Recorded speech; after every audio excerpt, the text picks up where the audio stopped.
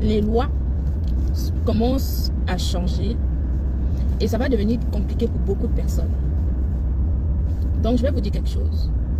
Ceux qui n'ont pas une vie établie en France et qui cherchent les problèmes aux gens, sachez que votre vie peut se compliquer avec les lois de l'immigration qui sont en train d'être mises en place. Donc les gens qui cherchent les problèmes à gauche, à droite, ça risque de se compliquer sérieusement pour beaucoup de personnes.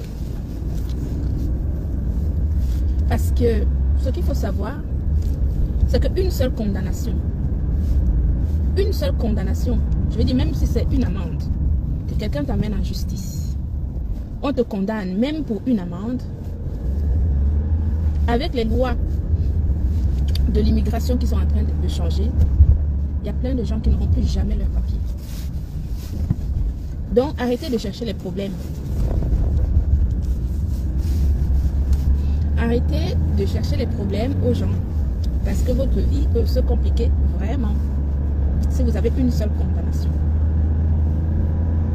Même sans condamnation, vous avez bien compris que maintenant il faut passer des tests. Hein. C'est-à-dire avant où tu arrivais, tu justifiais des petites choses et on renouvelait tes papiers. Ça c'est fini ça. C'est fini. Maintenant il faut écrire et lire. Ça veut dire qu'il faut passer des tests oraux et passer des tests écrits pour avoir ton titre de séjour. Et ça c'est valable en fonction du titre de séjour. C'est par niveau d'études. Par niveau d'études. Ça veut dire que si par exemple tu as une carte d'un an, tu dois passer des tests d'un certain niveau d'études, aussi bien des tests oraux que écrits, pour prétendre avoir une carte de résident qui va te permettre une carte supérieure à celle que tu as. Pour celles ou ceux qui veulent demander la naturalisation, il va falloir justifier d'un niveau d'études supérieur. Ça veut dire qu'après le bac, ce n'est plus la blague, hein. C'est du sérieux maintenant. Voilà, ça veut dire que quand tu as une carte de 10 ans et que tu ne fous rien, que tu ne fais rien du tout et que tu embêtes le monde sur les réseaux sociaux, et que tu ne travailles pas, que tu ne, etc. Tu as une carte de 10 ans, tu n'es pas sûr de la renouveler. Puisque pour renouveler une carte de 10 ans, tu dois passer un test écrit et oral de niveau bac. Niveau bac. Non mais c'est grave. Pour renouveler ta carte de 10 ans, maintenant, il va falloir que tu passes un test écrit et oral du niveau bac. Niveau bac. Si en plus tu as une condamnation, que tu as été condamné, même ne serait-ce que même une amende, que quelqu'un t'a porté plainte et on t'a condamné pour payer une amende, tu n'auras plus jamais ta carte de 10 ans. Encore moins ta naturalisation. La naturalisation, il faut passer un test de niveau supérieur, d'études supérieures, c'est-à-dire universitaire. Il faut avoir fait l'université. Ok? Pour prétendre à la naturalisation dorénavant. Ce qui me fait rire, c'est que j'ai vu une émission justement sur ces lois d'immigration qui sont en cours. Et on a fait passer un test pour la naturalisation aux Français. Français de souche. Et des Français de niveau Bac plus 5. Il y en a qui ont échoué ce test-là. C'est-à-dire qu'on a pris le test qu'on va faire passer aux immigrés qui souhaitent avoir la naturalisation par décret. Les Français de souche qui ont fait ce test, il y en a plein qui ont échoué. Alors qu'ils avaient niveau Bac plus 5. Donc les gens qui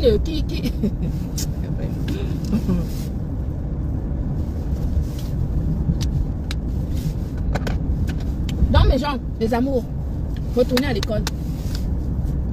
Si vous avez du temps, que vous venez de renouveler votre carte de 10 ans, retournez à l'école. Parce que la prochaine fois, ça va se compliquer pour l'avoir. D'accord? Retournez à l'école. Quelle que soit la carte que vous avez, sachez que la prochaine fois que vous allez renouveler cette carte-là, vous allez passer des tests. Et il faut avoir le niveau. Si vous n'avez pas le niveau pour passer ce test-là, vous allez être recalé et vous allez être reconduit à la frontière.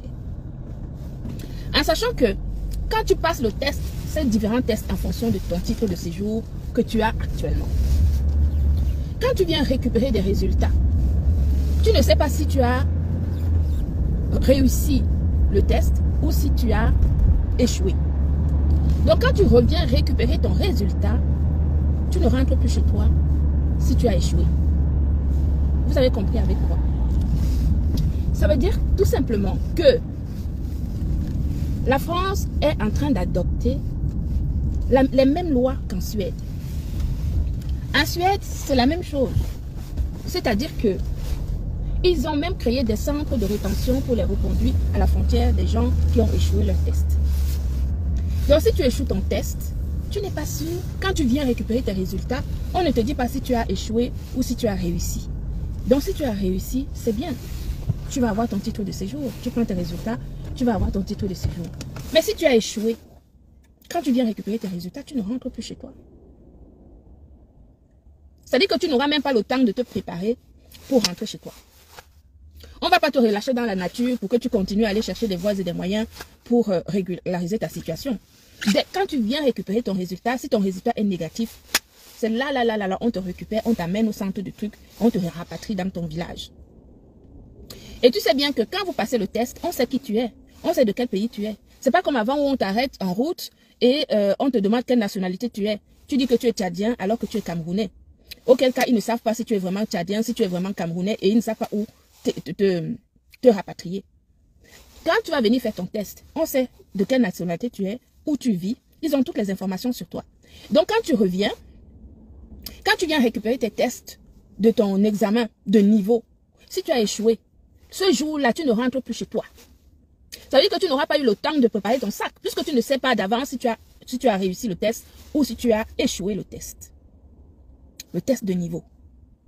Donc les gens qui pensaient que, quand on vous dit que quand vous arrivez en France, la première chose qu'il faut faire, c'est de se mettre à niveau. Les Européens se mettent à niveau toute leur vie. Les Européens font la valorisation des acquis. Comment on appelle ça? Oui, la valorisation des acquis. Mais nous, les Africains, nous ne faisons pas la valorisation des acquis.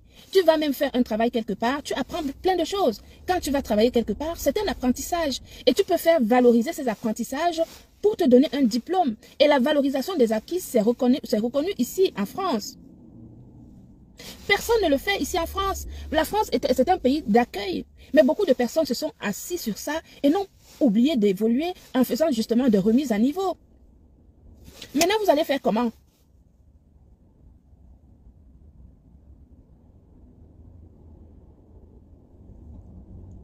On va faire comment maintenant?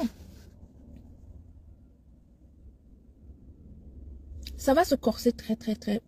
Ça va se corser pour beaucoup de personnes. Donc, plutôt que les gens restent sur les réseaux sociaux à insulter, à retourner à l'école, allez faire des remises à niveau.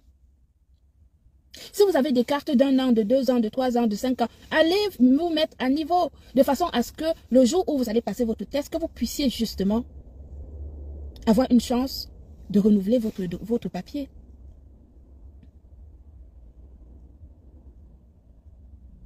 C'est là où justement, c'est là où beaucoup de gens vont regretter justement.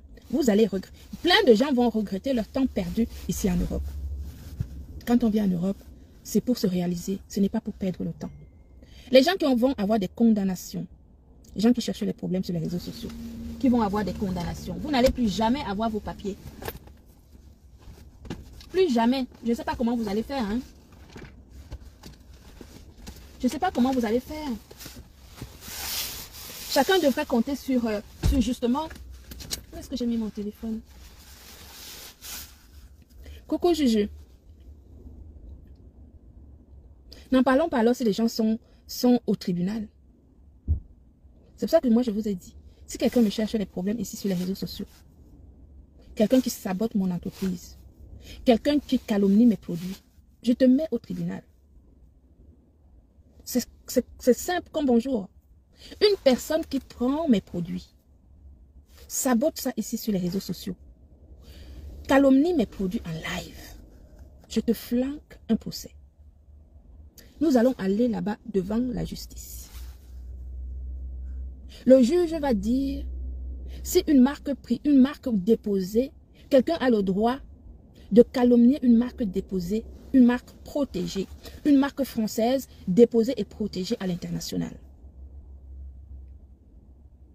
Le juge va dire, si les produits qui ont une autorisation de mise sur le marché européen, quelqu'un peut avoir le droit de venir dire des choses sur une marque déposée avec une autorisation de mise sur le marché européen. Nous sommes en France ici. La France, c'est un pays où on ne peut pas corrompre les gens.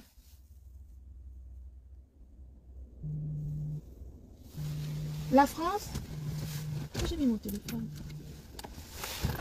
Là, madame, je peux vous rappeler après. Je suis en live sur Facebook, s'il vous plaît.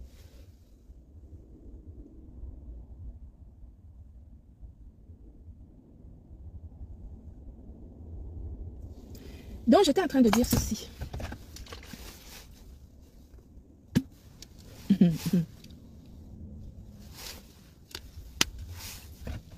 Vous savez, je ne suis pas un enfant. Je ne suis pas un enfant. Ce n'est pas tout qu'on dit ici sur les réseaux sociaux. On ne dit pas tout sur les réseaux sociaux. J'ai appris. Vous savez, on apprend au fur et à mesure qu'on avance dans la vie, on apprend plein de choses. D'accord? On ne dit pas tout sur les réseaux sociaux. Les réseaux sociaux, ce n'est pas un tribunal. Les réseaux sociaux, pour moi, je viens ici sur les réseaux sociaux principalement pour mon travail, pour vous montrer mes produits, également pour protéger mes produits quand mes produits sont attaqués. D'accord? Et là, je peux vous assurer que vous pouvez me faire confiance là-dessus. Ça, je peux vous assurer. D'accord? Personne, j'ai dit, je répète, que je ne laisserai personne. Je ne laisserai personne. Quand je dis personne, je ne laisserai personne saboter ou détruire l'image de marque que moi, j'ai créée. Personne. Quand je vous dis ça, vous avez tout compris. Je ne discute pas. Et je n'ai pas besoin de me justifier. Nous sommes en Europe. La loi, c'est pour tout le monde. On se sent offensé, on va devant le juge, on flanque un procès, et puis on voit. C'est tout. Ce n'est pas compliqué. C'est aussi simple que cela. Moi, je ne suis pas là pour voilà, attaquer. Je me fais justice par la loi française. Point à la ligne. Voilà, c'est tout. Et donc, pour revenir à ce que j'étais en train de dire tout à l'heure, c'est que, vous savez, moi, je vis en France. Hein.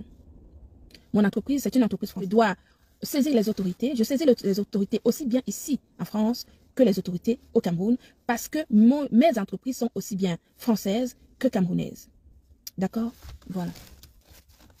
Et donc, j'étais en train de dire ceci tout à l'heure, que vu comment les choses sont en train de se compliquer au niveau de l'obtention de titres de séjour, je vois la jeune génération. Vous savez, nous les vieilles, on peut faire profiter de notre expérience de la vie aux jeunes, à la jeune génération. Et donc, je disais que la jeune génération de blogueurs qui sont en Europe, qui sont, je sais pas, en Allemagne, en France, etc., et qui font des lives, qui sont des lives vraiment parfois très sévères, très durs, très injurieux. Il faut vraiment faire attention maintenant. Oui, faites vraiment attention, hein, vraiment, parce que vous pouvez flinguer votre vie pour rien. Vous pouvez flinguer toute votre vie, votre rêve, le rêve européen, le rêve de se réaliser, de devenir quelqu'un. Vous pouvez vraiment anéantir votre vie pour des injures sur les réseaux sociaux. Et ce serait quand même dommage de pouvoir bousiller sa vie, d'être arrivé en Europe et de bousiller sa vie pour rien. Il ne faut pas faire ça. Donc la jeune génération, il faut vraiment vous ressaisir, de vous concentrer sur votre élévation. Suivez les bons exemples sur les réseaux sociaux en allant justement faire des formations pour vous protéger, pour régulariser votre situation, pour vous intégrer. Quand on vient dans un pays étranger, on vient pour s'intégrer. On vient pour épouser la culture du pays d'accueil. Il y en a beaucoup qui restent dans les milieux des Africains. C'est une mauvaise chose que de vivre dans le milieu des Africains quand on vient en Europe. Je ne dis pas qu'il ne faut pas fréquenter les Africains, mais je dis que de continuer à vivre dans un environnement africain, à manger la même nourriture, à danser les mêmes chansons, à perdre le temps dans les Nganda, dans des choses comme ça, dans les circuits, dans les soirées, etc. Vous oubliez de vous réaliser. Vous oubliez dans ces conditions-là de vous réaliser. Et vous continuez à vivre comme au pays. Ce n'est pas une bonne chose. Il faut, quand on arrive en Europe, il faut se concentrer sur votre propre vie, sur votre propre projet de vie. Et un projet de vie ne peut pas se résumer aux réseaux sociaux. Un projet de vie ne peut pas être des clashs, par exemple, des insultes. Ce n'est pas un projet de vie.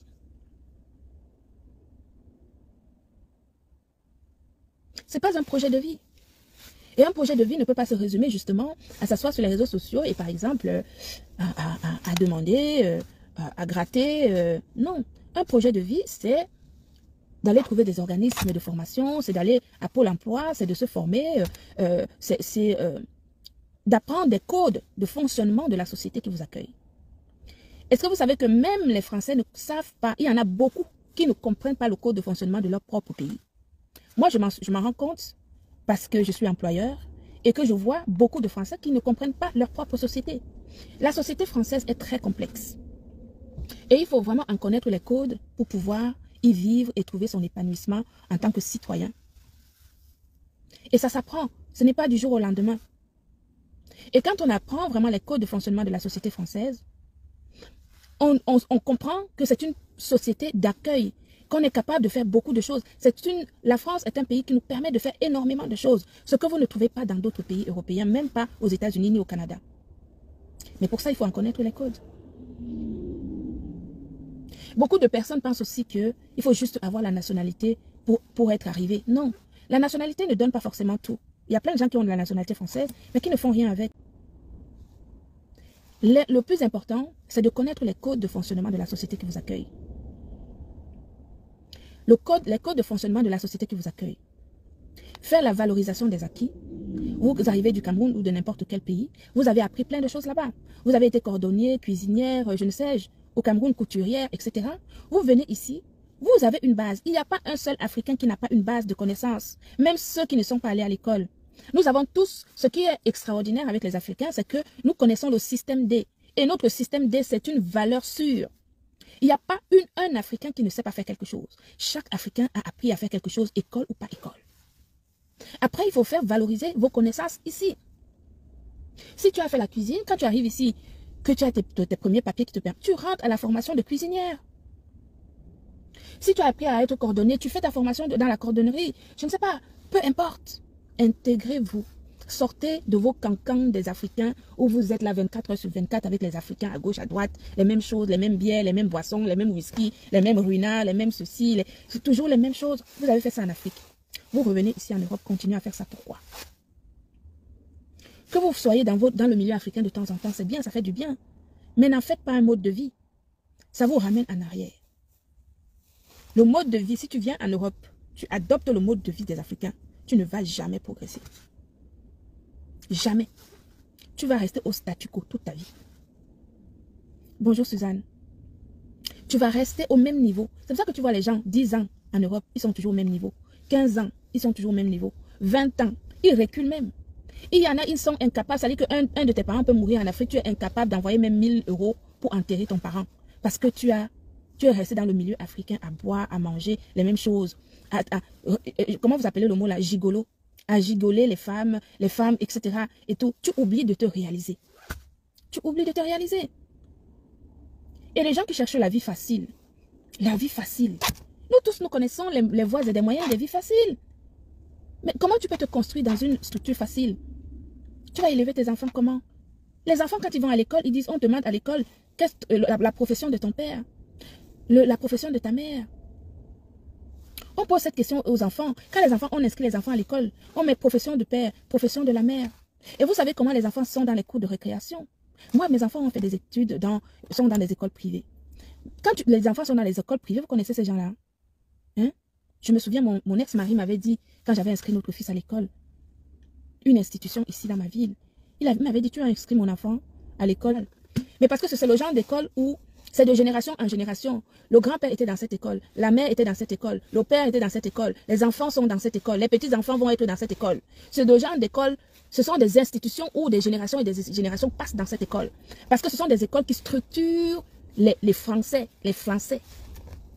Donc quand toi, immigré, tu mets même ton enfant dans ce genre d'école, il regarde même ton enfant un genre. Mais c'est là-bas, dans cette école-là, qu'il faut mettre ces enfants-là. Est-ce que vous comprenez, mes amours? Faites très attention. Intégrons-nous. Prenez le temps de vous réaliser. On peut s'amuser de temps en temps. Mais l'amusement, dès que tu arrives en Europe, si tu embrasses l'amusement, l'amusement là va vraiment bien t'embrasser et tu vas le regretter quand il sera trop tard. Intégrez-vous, faites des formations, allez avec des Européens, c'est la meilleure école. Quand vous fréquentez les Européens, vous fréquentez les autochtones, vous apprenez beaucoup de choses, les subtilités de la vie française, les subtilités des choses qui vous font connaître le code de fonctionnement de l'Europe, de la France. Vous n'allez pas apprendre ces choses-là quand vous êtes dans le milieu des Africains. Jamais. Est-ce que vous comprenez? Voilà.